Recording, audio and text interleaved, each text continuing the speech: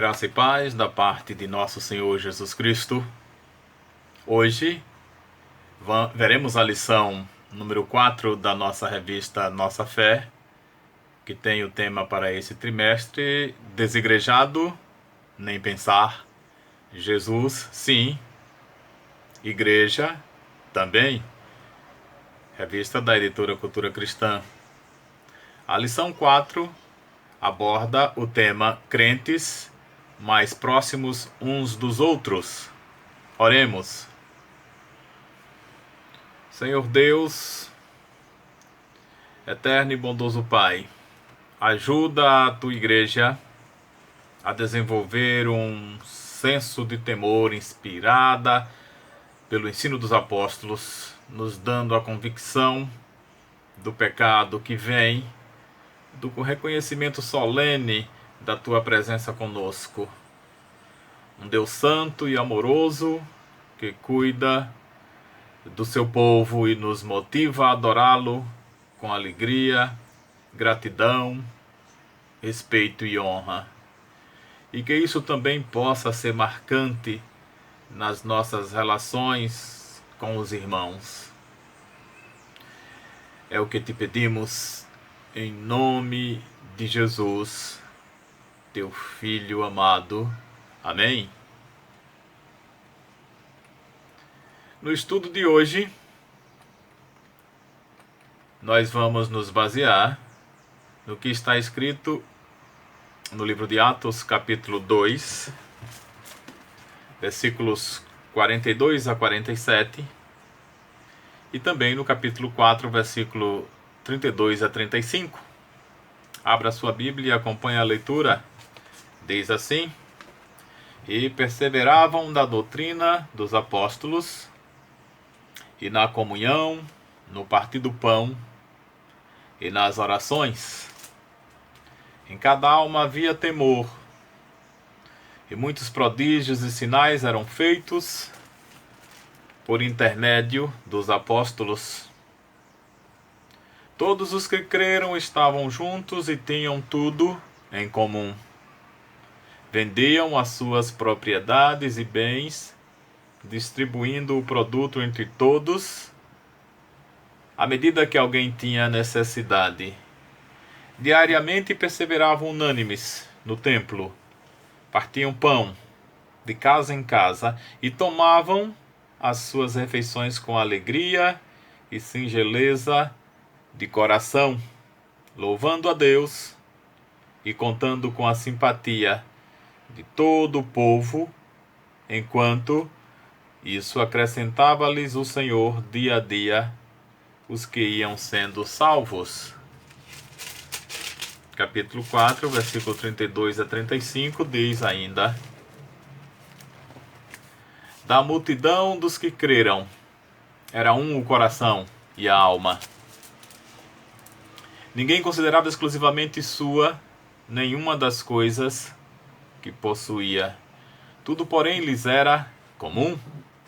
Com grande poder, os apóstolos davam testemunho da ressurreição do Senhor Jesus, e em todos eles havia abundante graça, pois nenhum necessitado havia entre eles, porquanto os que possuíam terras ou casas, vendendo-as, traziam os valores correspondentes e depositavam aos pés dos apóstolos. Então se distribuía a qualquer um à medida que alguém tinha necessidade.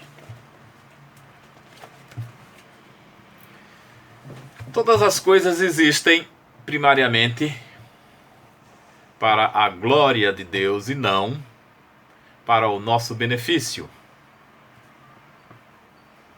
Efésios capítulo 3, versículo 21 nos diz: A Ele seja a glória na Igreja e em Cristo Jesus, por todas as gerações, para todo o sempre.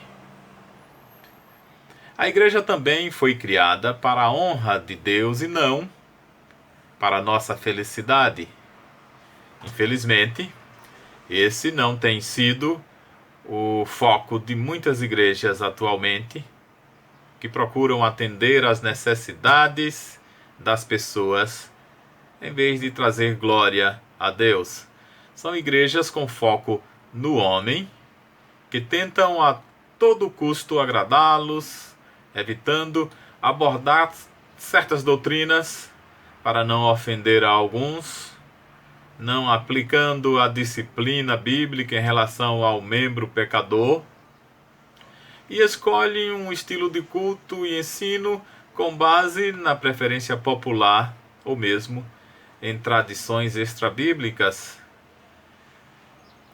Observem o que está escrito em São Marcos capítulo 7, versículo 6 a versículo 13. Diz assim: Respondeu-lhes: Bem profetizou Isaías a respeito de vós, hipócritas. Como está escrito, este povo honra-me com os lábios, mas o seu coração está longe de mim, e em vão me adoram, ensinando doutrinas que são preceitos de homens, negligenciando o mandamento de Deus. Guardais a tradição dos homens, e disse-lhes ainda: jeitosamente rejeitais o preceito de Deus para guardardes a vossa própria tradição. Pois Moisés disse: honra a teu pai e a tua mãe. E quem maldisser a seu pai ou a sua mãe, seja punido de morte. Vós, porém, dizeis: se um homem disser a seu pai ou a sua mãe, aquilo que poderias aproveitar de mim é corbã, ou seja, é uma oferta para o Senhor, então os dispensais de fazer qualquer coisa em favor de seu pai ou de sua mãe, invalidando a palavra de Deus pela vossa própria tradição, que vós mesmos transmitistes, e fazeis muitas outras coisas semelhantes. Uma igreja comprometida com a sã doutrina se importa profundamente com a necessidade das pessoas, mas acima de tudo sabe que ela existe, ela como igreja existe para a glória de Deus. 1 Coríntios, capítulo 13, versículo 1 a versículo 3, nos diz: ainda que eu fale as línguas dos homens e dos anjos, se não tiver amor, serei como um bronze que soa, ou como o símbolo que retine. Posso profetizar, posso conhecer todos os mistérios e ciência, posso ter fé a ponto de dizer ao monte: sai daqui e vai para outro lugar. Posso distribuir os bens, posso me sacrificar, mas se não tiver amor, nada disso adianta. Uma igreja bíblica é marcada pela consideração e estima que tem pelo Evangelho e procura fazer com que seus membros também cresçam nesse conhecimento e prática do Evangelho. É onde os membros cuidam e buscam o bem uns dos outros. Crentes mais próximos uns dos outros, que é o tema dessa revista, crentes mais próximos uns dos outros buscam, em primeiro lugar, no nosso primeiro tópico, a comunhão intensa ou uma comunhão intensa com Deus e com os irmãos. Atos 2,42 diz que os membros da igreja de Jerusalém perseveravam na comunhão. O versículo 44 diz que estavam juntos. E o versículo 46 diz que tomavam as suas refeições juntos. Essas pessoas desenvolveram relacionamentos íntimos e passavam uma boa parte do tempo uns com os outros. Não era somente uma união física, mas emocional e espiritual. O versículo 46 afirma que eles eram unânimes. Havia uma preocupação amorosa pelas necessidades dos outros no corpo de Cristo. E também com aqueles que ainda estavam fora do corpo de Cristo. Atos 2,47 nos diz que a igreja contava com a simpatia de todo o povo. Comunhão significa companhia, sociedade, parceria, dando a ideia de que os crentes estavam comprometidos uns com os outros. A conversão genuína produz convívio nos crentes, produz um desejo de estar juntos nos momentos de culto e nos demais momentos comuns da vida. O Salmo 133, versículo 1 nos diz: Oh, como é bom e agradável viverem unidos os irmãos. Se queremos fazer de nossa igreja um lugar da habitação verdadeira de Deus, precisamos estar dispostos à verdadeira comunhão com os irmãos. 1 João, capítulo 1, versículo 7, diz: Se, porém, andarmos na luz, como Ele está na luz, manteremos comunhão uns com os outros, e o sangue de Jesus, seu Filho, nos purifica de todo o pecado. Não dá para afirmar comunhão com Deus andando nas trevas da falta de comunhão com os irmãos. Nada devemos fazer por partidarismo ou vanglória, mas deveremos ser humildes e considerar cada um dos irmãos superiores a nós mesmos.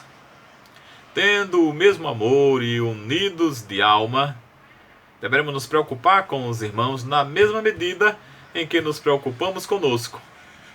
Quem diz isso é São Paulo quando escreve aos Filipenses no capítulo 2, versículo 1 ao versículo 4. Depois dê uma conferida em sua casa. Filipenses 2, 1 a 4. Crentes mais próximos uns dos outros. Crentes mais próximos uns dos outros estão, como diz o segundo tópico da nossa revista, cheios de graça. Todos ficaram cheios do Espírito Santo e com intrepidez anunciavam a palavra de Deus. Isso está em Atos 4, versículo 31. Todos ficaram cheios do Espírito Santo.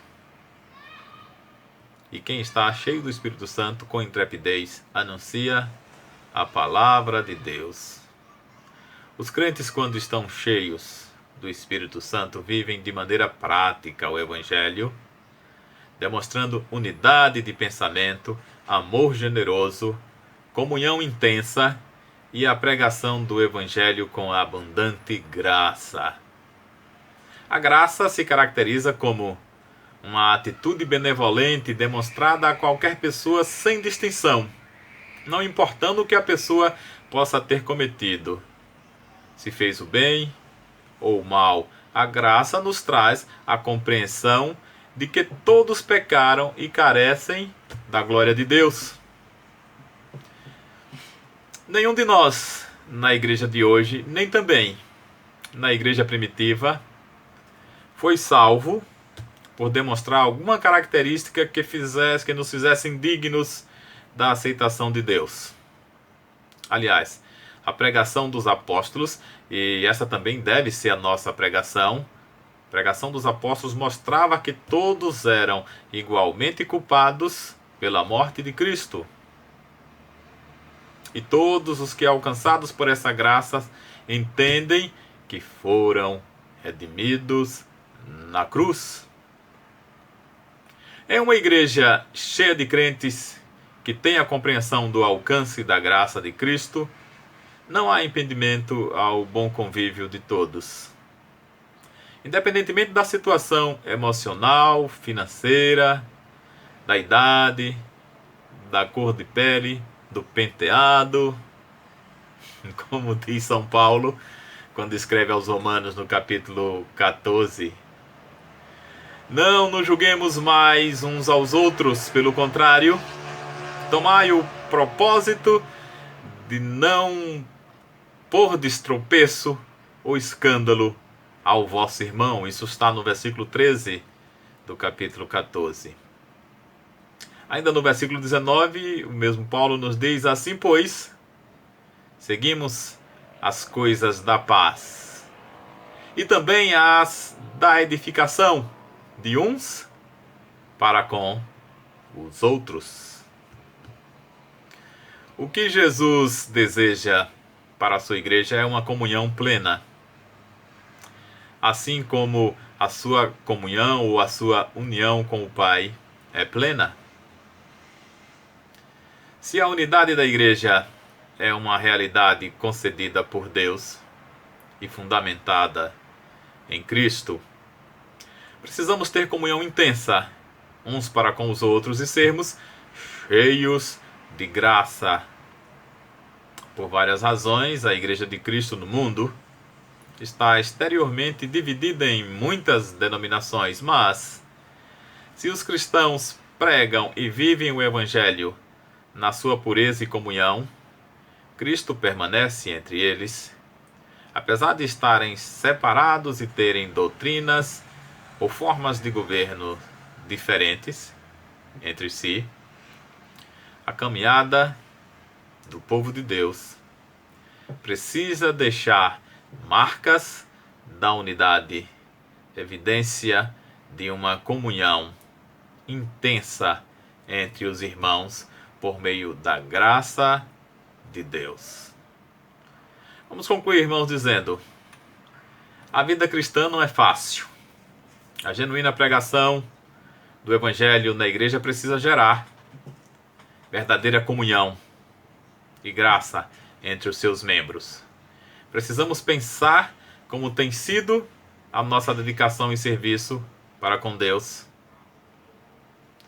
e para com os irmãos, como tem sido, e para com os necessitados, como individualmente nós temos agido como igreja. Precisamos ter como igreja uma boa teologia. Precisamos ser fiéis na pregação do Evangelho. Precisamos ser fiéis na pregação da doutrina apostólica, mas precisamos também externar a comunhão e graça entre os irmãos, nos mantendo no ardente primeiro amor de Jesus. Que Deus nos abençoe nesse mistério. Amém.